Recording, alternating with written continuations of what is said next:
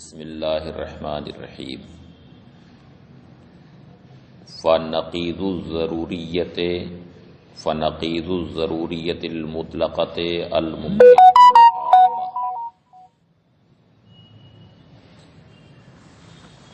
تناقض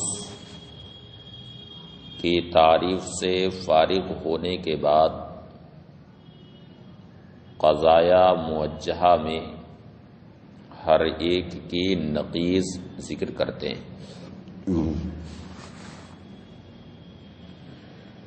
کہتے ہیں فنقیض الضروریت المطلقہ الممکنۃ العامہ،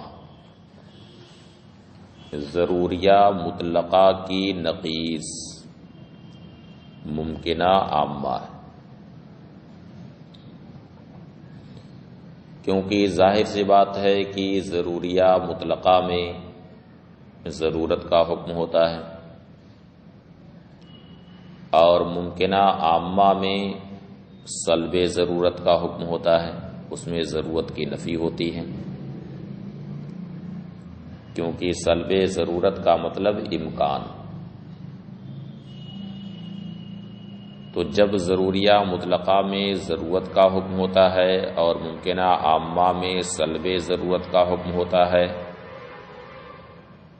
تو اس اعتبار سے دونوں میں تناقض ہے، دونوں ایک ساتھ جمع نہیں ہو سکتے، لہذا ضروریہ مطلقہ کی نقیض ممکنہ عامہ ہے۔ فنقیض الضروریت المطلقۃ الممکنۃ العامہ، تو ضروریہ مطلقہ کی نقیض ممکنہ عامہ ہے،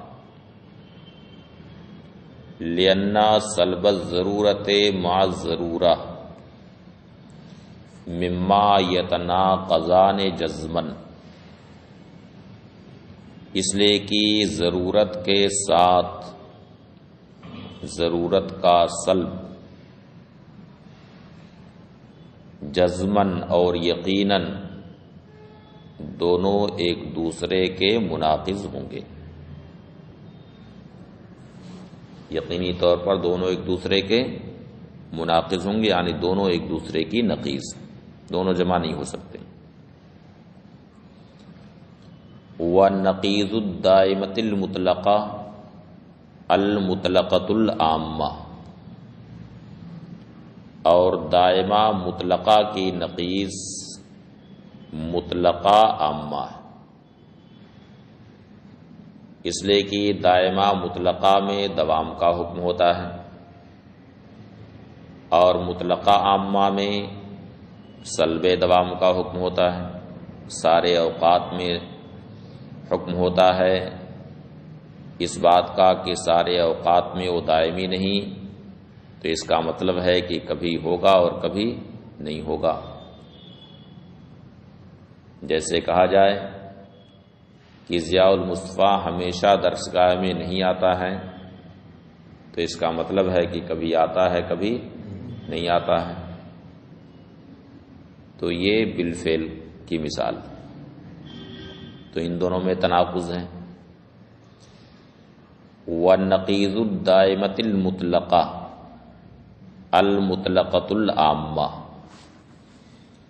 اور دائمہ مطلقہ کی نقیض مطلقہ عامہ، لأن السلب فی کل الاوقات ینافیہ الایجاب فی البعض، اس لیے کہ سارے اوقات میں سلب بعض اوقات میں ایجاب اس کے منافی، یعنی سارے اوقات میں سلب ہو اور بعض اوقات میں ایجاب ہو، دونوں چیزیں ایک ساتھ جمع نہیں ہو سکتی۔ وبالعکس، اور اس کے برعکس بھی، یعنی سارے اوقات میں کسی چیز کا ایجاب ہو اور بعض اوقات میں سلب ہو تو یہ دونوں چیزیں ایک ساتھ جمع نہیں ہو سکتی۔ لہذا دائمہ مطلقہ کی نقیض مطلقہ عامہ ہے۔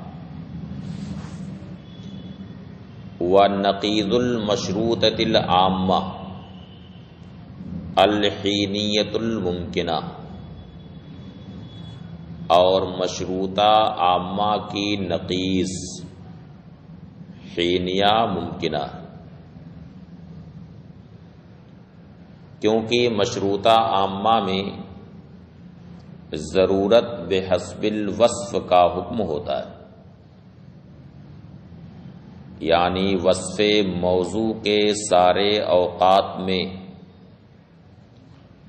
محمول ذات موضوع کے لیے ضروری ہوتا ہے، جیسے کل کاتب متحرک الاصابع بالضرورت ما دام کاتبا، ہر کاتب ضروری طور پر متحرک الاصابع ہے جب تک کہ کاتب ہے، تو متحرک الاصابع ہونا کاتب کے لیے ضروری ہے مگر ہمیشہ نہیں۔ کب؟ جب وہ کاتب ہو، جب وہ وصف کتابت سے متصف ہو۔ اور بھی مثال اس کی آپ دے سکتے ہیں، جیسے کل صائم تارک الاکل والشرب بالضرورت ما دام صائما، ہر روزے دار کھانا پینا چھوڑ دیتا ہے، کب تک وہ چھوڑے رہتا ہے؟ جب تک وہ روزے سے۔ تو یہاں پر ترک اکل و شرب، کھانا پینا چھوڑنا روزے دار کے لیے واجب ہوا، ضروری ہوا، مگر کب تک؟ جب تک وہ روزے سے۔ سمجھ میں آیا؟ تو وصف موضوع کے سارے اوقات میں حکم یہاں پر ضروری ہے۔ اب اگر کوئی یہ کہے کہ بعض الصائم لیس بتارک للاکل والشرب ما دام صائما، بعض روزے دار کھانا پینا نہیں چھوڑتے جب تک کہ وہ روزے سے ہیں، تو یہ صادق نہیں ہے، یہ کیا ہے؟ کاذب ہے نا کاذب؟ دونوں بات کیسے ایک ساتھ صادق آ سکتی ہے؟ تو پہلا قضیہ صادق ہے اور دوسرا قضیہ کاذب ہے۔ تو وصف موضوع کے سارے اوقات میں مشروطہ عامہ میں ضرورت کا حکم ہوتا ہے، تو جب وہ صادق ہوگا تو اگر وصف موضوع کے بعض اوقات میں وہ حکم ضروری نہ ہو تو وہ صادق نہیں آ سکتا، وہ کاذب ہو جائے گا۔ وہ کیا ہو جائے گا؟ کاذب ہو جائے گا۔ اسی کو کہتے ہیں حینیہ ممکنہ کہتے ہیں۔ حینیہ ممکنہ کا مطلب ہے کہ وصف موضوع کے سارے اوقات میں حکم ضروری نہ ہو، لہذا معلوم ہوا کہ مشروطہ عامہ کی نقیض حینیہ ممکنہ۔ وَنَقِيضُ الْمَشْرُوطَةِ الْعَامَّةِ الْحِینِیَّةُ الْمُمْکِنَةُ، اور مشروطہ عامہ کی نقیض حینیہ ممکنہ، عنی التی حکم فیہا برفع الضرورت بحسب الوصف عن الجانب المخالف، یعنی جس میں جانب مخالف سے وصف موضوع کے اعتبار سے رفع ضرورت کا حکم لگایا گیا، کا قولنا، جیسے کہ ہم کہیں کل من بہ ذات الجنب یمکن ان یسأل فی بعض اوقات کونہ مجنوبا. ذات الجنب یہ ایک بیماری جسے نیمونیا کہا جاتا ہے. مشہور بیماری ہے نیمونیا، اور جس کو ہو جائے اس کو مجنوب کہا جاتا ہے. کیا کہا جاتا ہے؟ مجنوب. تو کہتے ہیں کل من بہ ذات الجنب، یعنی ہر وہ شخص جس کو نیمونیا کی بیماری ہو، یمکن ان یسأل فی بعض اوقات کونہ مجنوبا، ممکن ہے کہ مجنوب ہونے کے بعض اوقات میں، یعنی نیمونیا ہونے کے بعض اوقات میں وہ کھانسے، اسے کھانسی آنا ممکن ہے. کھانسی آنا ممکن ہے، تو اس کو حینیہ ممکنہ کہتے ہیں.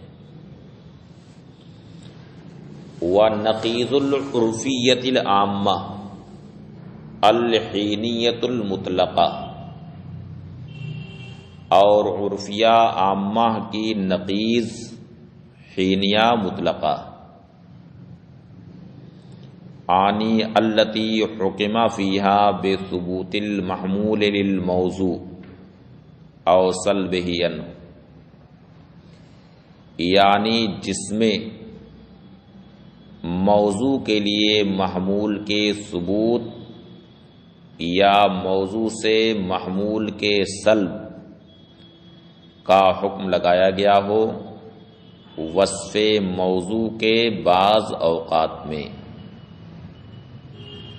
وصف موضوع کے بعض اوقات میں. وہ مثالها ما مر، اس کی بھی مثال وہی ہے جو اوپر والی مثال ہے.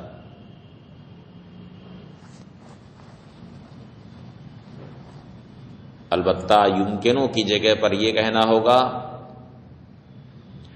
کہ ہر وہ شخص جس کو نیمونیا ہو جائے تو نیمونیا ہونے کے بعض اوقات میں وہ بالفعل کھانسے گا. نیمونیا ہونے کے بعض اوقات میں وہ بالفعل کھانسے گا، اسے کھانسی آئے گی. تو اس کی بھی مثال وہی ہے. البتہ اس میں بالامکان لگانا پڑے گا اور اس میں بالفعل لگانا پڑے گا. اسی لیے کہا مثالها ما مر، اس کی مثال وہی ہے جو گزر چکی. اقول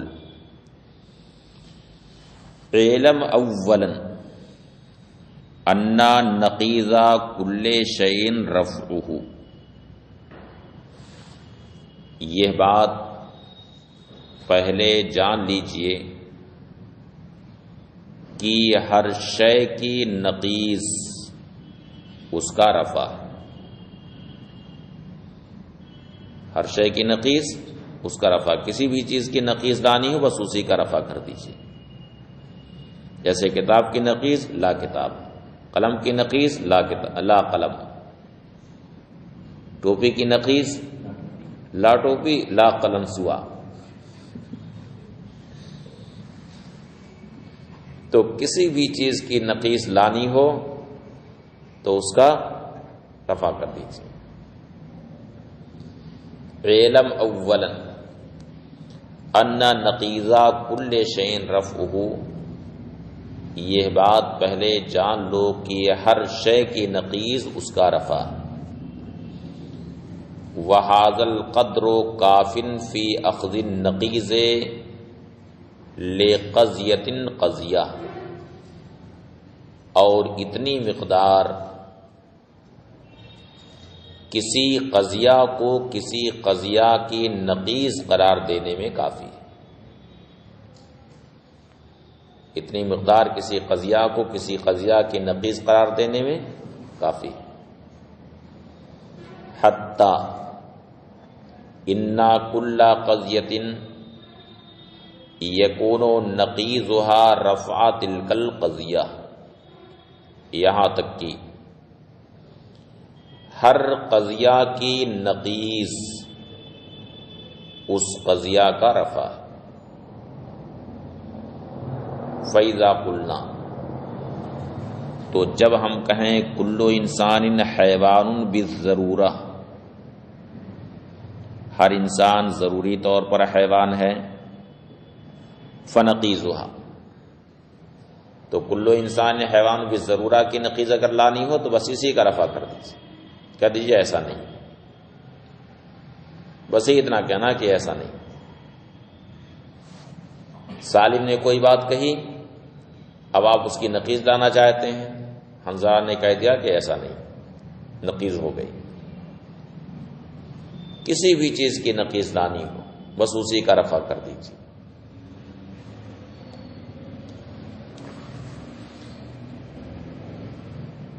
فَإِذَا قُلْنَا، تو جب ہم کہیں کل انسان حیوان بالضرورہ فنقیضها، تو اس کی نقیض ہے کہ لیس کذالک، ایسا نہیں۔ وَكَذَالِكَ فِي سَائِرِ الْقَضَايَا، اسی طرح سے دیگر قضاء میں بھی آپ کو کرنا ہے، کوئی بھی قضیہ کوئی لائے آپ کے سامنے بس اسی کا رفع کر دیجیے، یعنی اسی کا انکار کر دیجیے۔ اس کو کیا کہتے ہیں یہاں کی زبان میں؟ انکار کرنا کہتے ہیں، ہاں، ویٹو کر دیجیے اس کو، کوئی کچھ کہہ رہا مت مانیے اس کو، ہاں، بس ہو گئی نقیض۔ لیکن اذا رفع القضیہ فربما یکون نفس رفعها قضیۃ لها مفہوم محصل معین عند العقل من القضایا المعتبرہ، وربما لم يكن رفعها قضیۃ لها مفہوم محصل عند العقل من القضایا بل یکون لرفعها لازم مساو له مفہوم محصل عند العقل۔ لیکن اچھا، فربما یکون نفس رفیہ، تو بسا اوقات اس قضیہ کا نفس رفع ہی وہ قضیہ ہوتا ہے جس قضیہ کا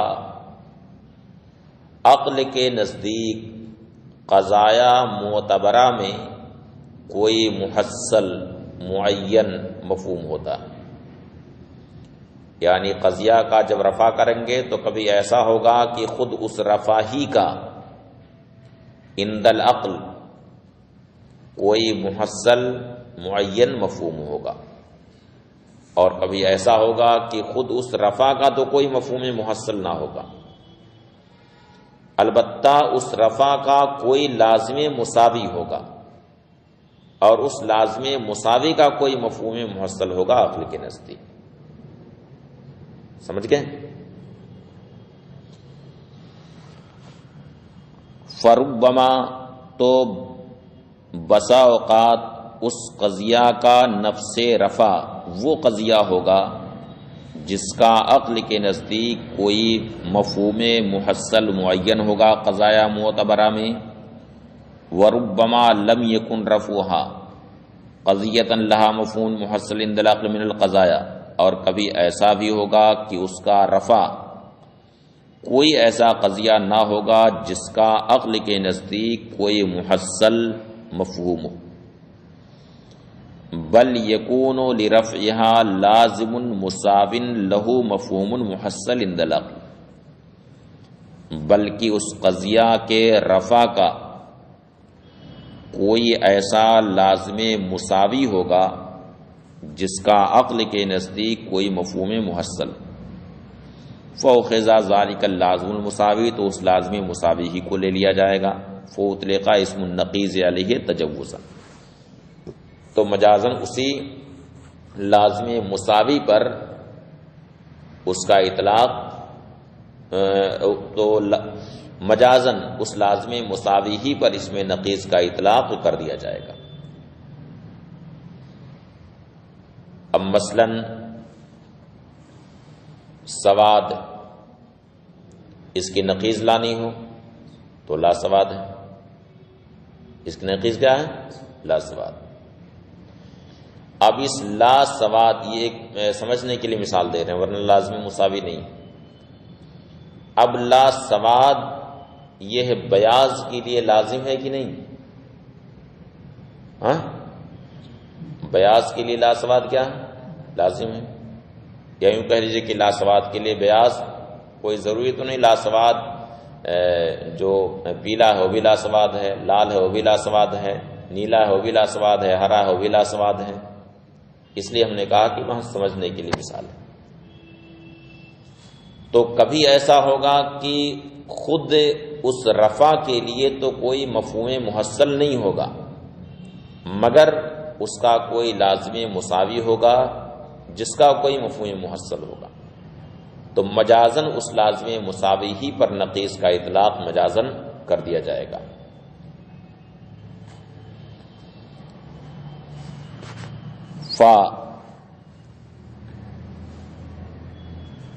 حصل للنقائض القضایا مفہومات محصلۃ عند العقل، تو نقائض قضایا کے لیے وہ مفہومات حاصل ہوں گے جو مفہومات عقل کے نزدیک محصل۔ وَإِنَّمَا حَصَلَتْ تِلْكَ الْمَفْهُومَاتُ وَلَمْ يَكْتَفِ بِالْقَدْرِ الْإِجْمَالِ فِي أَخْذِ النَّقِيضِ لِيَسْهَلَ اسْتِعْمَالُهَا فِي الْأَحْكَامِ، اور وَإِنَّمَا حُصِّلَتْ تِلْكَ الْمَفْهُومَاتُ، اور ان مفہومات کو یہاں پر حاصل کیا گیا اور اخذ نقیض میں اجمالی مقدار پر اکتفا نہیں کیا گیا، یعنی صرف اتنا بتا دیتے کہ ہر شے کی نقیض اس کا رفع ہے، تو کسی بھی قضیہ کی نقیض لانی اس کا رفع کر دیجئے، تو ایک اجمالی بات معلوم ہو جاتی، اسی پر اکتفا کر لیتے۔ لیکن اب جزیات بیان کرنا شروع کر دے کہ فلاں قضیے کی نقیض فلاں قضیہ ہے، فلاں کی نقیض فلاں قضیہ، فلاں کی نقیض فلاں قضیہ، اس میں آپ لوگوں کو کافی محنت بھی کرنی پڑ رہی ہے۔ اسی اجمالی مقدار پر اکتفا کر لیں تو کہے کہ اس لیے اکتفا نہیں کیا گیا ہے تاکہ احکام میں اس کا استعمال آسانی سے ہو سکے۔ وَإِنَّمَا حُصِّلَتْ تِلْكَ الْمَفْهُومَاتُ، اور ان مفہومات کو حاصل کیا گیا اور اخذ نقیض میں اجمالی مقدار پر اکتفا نہیں کیا گیا تاکہ احکام میں ان کا استعمال آسان ہو سکے۔ فالمراد بالنقیض فی حاضل الفصل احد الامرین، تو اس فصل میں نقیض سے مراد احد الامرین، دونوں میں سے کوئی ایک، یا تو نفس نقیض یا اس نقیض کا لازم مساوی۔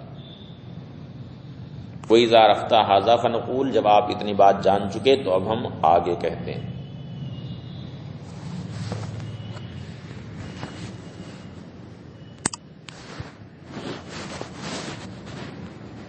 تو آگے کی بات انشاءاللہ اب آگے پڑھنا ہے۔